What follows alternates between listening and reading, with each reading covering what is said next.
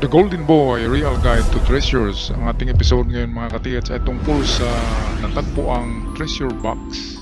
Itong abay Yamashita treasure box. Bago natin ito tatalakayin, ako'y mag-shoutout muna at sa mga bago pa lamang ngayon sa channel na kapag bukas, huwag kalimutan i-subscribe ito para palagi kayong updated. Alright, shoutout muna tayo kina Ronnie Lucas, kay Tomasito Kaasi, Cirilo Jaom, Pango Sylvester, Glenn Mario, Joselito Kahati, user CE5, shoutout din kay June Tox, Rubilin Lopez, LJB Misol, Danny Flores, Madan Canonigo, kay Pugs21, kay Daniel Siawan, Aris Albay, Hyacinth Octimia, Sayan B, shoutout din kay Zaldi, kay Robert Cabonilas, Sans TV, kay Yumer Anuevo, Archie Batak, Elben Famaran. And lastly, shout out kina John Michael Samurai, Julie Vim Muso, Jumar Francia, at kay George Dalton Nape. At sa mga hindi nabanggit mga pangalan, shout out sa lahat. Tayo na ngayon magpatuloy. Ito ay isang napakaalamat na kwento tungkol sa nakuhang box na marami ang nagsabi na may laman daw ito na gold bars. Ang box na ito ngayon ay nasa pangangalaga na ng isang matandang babae sa isang lugar doon sa Luzon. Ang treasure box daw na ito ay nakuha sa isang kuweba sa lugar na yun. Okay, kaya ito'y nalathala din na palabas na box sa KMJS kasi napakasikat na ng box na ito. At totoo naman na ang box na yan ay talagang World War II. Okay, so ang iniisip ng mga kapitbahay ng matandang babae ay meron daw talagang gold bars ang box na ito. Okay, tingnan natin mamaya ng maigi ang box na yan at atin usisahin kung ano ba yung mga nakatatak dyan. Actually, sa bahay ng lula ng matanda ay merong dalawang Japanese box. Ayan, ito. At ito yung Naki MGS, which is made of paluchina. Napakatibay pala ng paluchina, hindi pala yan nalalata. At napaka ano pa ng markaw, klarong-klaro pa, at meron pang hinges.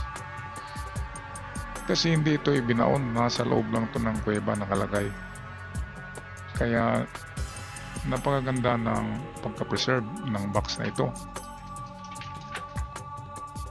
At meron pa dito yung binuksan niya, saan na ba yun?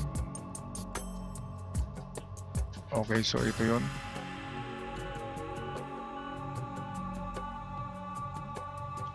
Ngayon, ang espasyo ng box na ito ay pwedeng magkasya diyan ang 8 at hanggang 10 6 kilos na gold bars. Pero ang gold bars ng Yamashita ay malalaki. Ang 6 kilos ay maliliit lang yan. Pero pwedeng mga 6 kilos lang ang nilalagay diyan. Okay, ngayon tingnan natin ang itong mismong box. Atin susuriin para matapos na ang pagdududa ng mga kapitbahay kung ano ba talaga ang box na ito. Ito ba ilalagyan ng bala? Ito ba ilalagyan ng ammunitions? Ito ba ilalagyan ng gold? O lalagyan ba ito ng mga medicine kit o ng mga kasangkapan ng hapon? Okay, ako nag-research ng ibang ano dyan, mga litra. At meron akong na-research, nakapareho talaga dyan. Ito yung word na car. Okay? So, ang car sa kanji na pagkasulat ay ganito.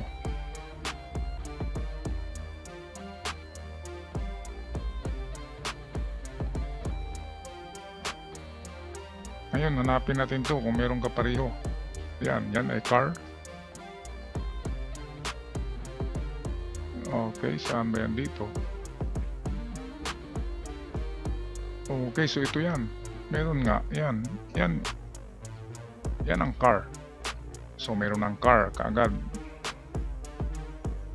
Ngayon nag-search naman ako ng word na toolbox or tools.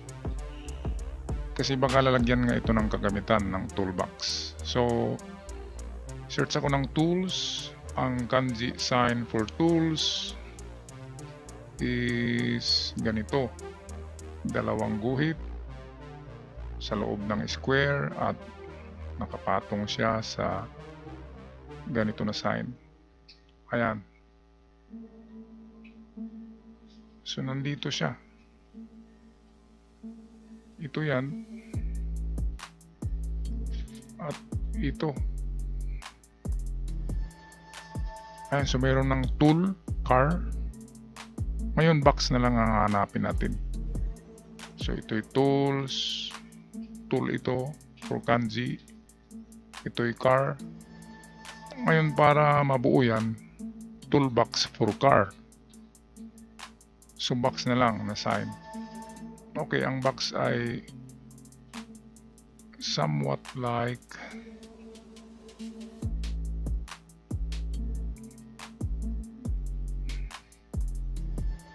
parang K na 2 sa itaas.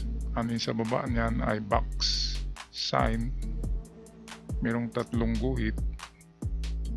And then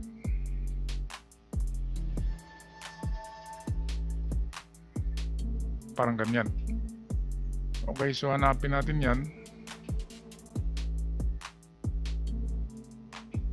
Dito, hindi ito. Ito yun, no? Ito yun mga katiyatso. Ayan. Tingnan nga natin ulit. Tanggalin natin yung kuha tayo ng isang picture na okay, ito yan. Ngayon ang word na box. Okay, ito yung nakita ko sa internet na sign for box.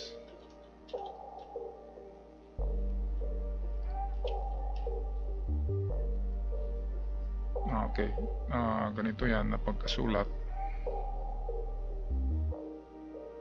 Parang 3.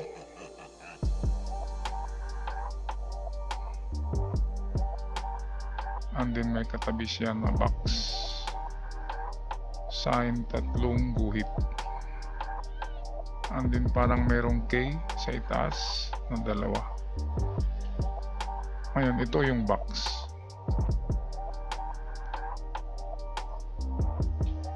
Yung tool ay ganitong pagkasulat ng tool.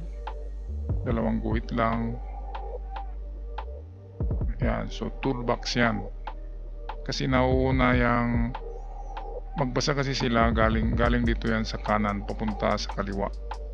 So pag ganyan ang basa nila, kaya ganyan ang pagkasulat ng toolbox.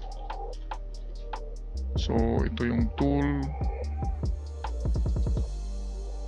Ito yung box, toolbox for a car. Ngayon ang car ay nauuna yan. So car, kasulat ng car ay para siyang plus.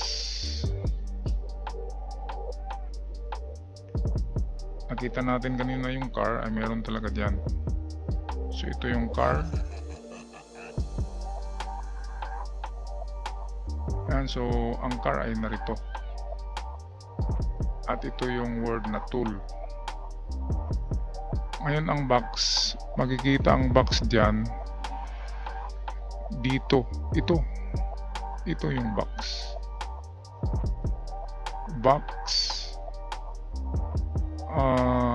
Tool, ito. Toolbox pa rin yan pagbasa. So ito yung box. So itong iba dito, hindi ko na to sinesearch. So confirm na ang box na ito ay toolbox for a car. So ang nakalagay dyan ay mga tools for cars, pero pwede kasi yan lalagyan ng ng gold bars. atin tingnan yung binuksan ni Lula. Ayan. Okay, so atin tingnan yung binuksan ni Lula ang box. Ito yan.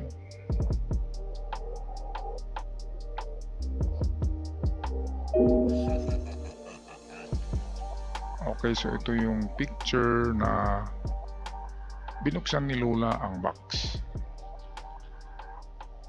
Okay, ayan ang box.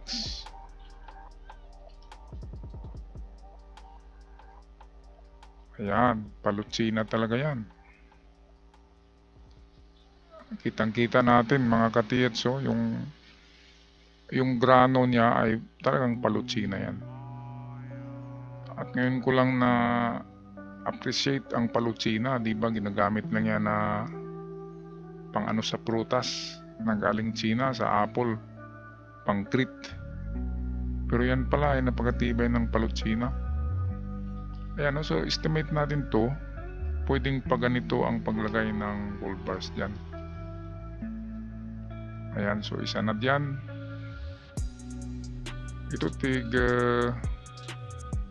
nasa 6 kilos ang ganitong mga size. Ganyan, so ilan ba yan?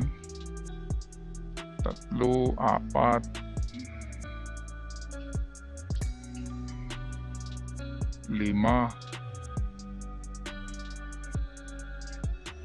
Sabihin natin mga 6 or 7.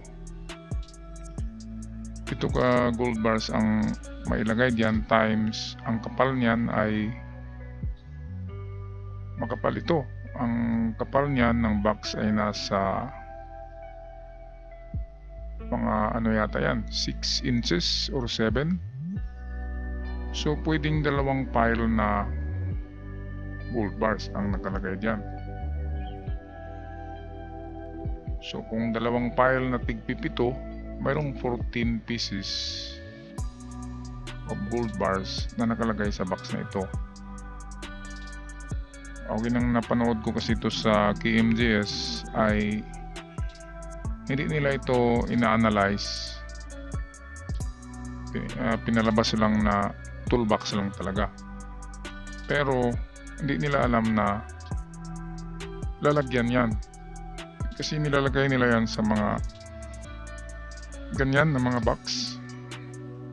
May kahoy na box, merong ammunition boxes. At yung talagang malalaki na yun ang nilalagay sa concrete box, yung binubuhusan. Kaya ito, hindi natin alam, pero hindi naman si Lula nakatira sa mansyon. Sa palagay ko, nang matagpuan ito ng kanyang tatay daw niyang nakakuha nito, ay talagang walang laman ito. Palagay ko ay nakuha na ng ibang treasure hunter na unang nakapasok sa yungib na yun. Kaya nang buksan niya ay empty, walang laman. Pero kung tools ang ano niyan, ang nakalagay diyan ay tools for cars, dapat nandyan lang ang tools. Ngayon, bakit walang tools? Kasi hindi tools ang laman niyan. Ang laman niyan ay yung hinahanap natin na gold bars. Kaya nga lang, merong unang nakakuha. Kasi hindi nakuha ng tatay ni Lula. Kung nakuha naman yun ng tatay niya, hindi ganyan ang bahay niya. Dapat nasa mansyon. Okay, so yan lang mga katiyats, ang aking analysis. Ngayon ay nakakita na kayo ng isang totoong Yamashita box. Pero hindi natin ma-confirm na 100% na treasure box ito.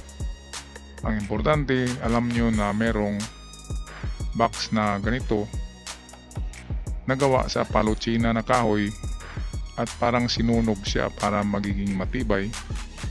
Pero sa bawat kanto nito ay nilagyan ng angular bar. Merong angular bar. Kaya talagang matibay na matibay. At pwedeng magkarga yan ng mabigat na bagay. Nang matagpuan ito sa yungib ay wala na itong kandado. Ibig sabihin bukas na talaga. At yung laman ay natanggal na. Nakuha.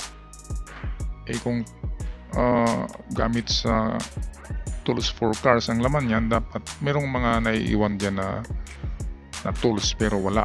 Nang makuha niyan, empty, walang laman, kaya mas mataas na porsyento na ang nilagay diyan kasi bakit yan tinago sa kuweba. So ang inilagay diyan ay talagang ginto at gold bars. Kaya para sa akin, plausible na Yamashita treasure box ito.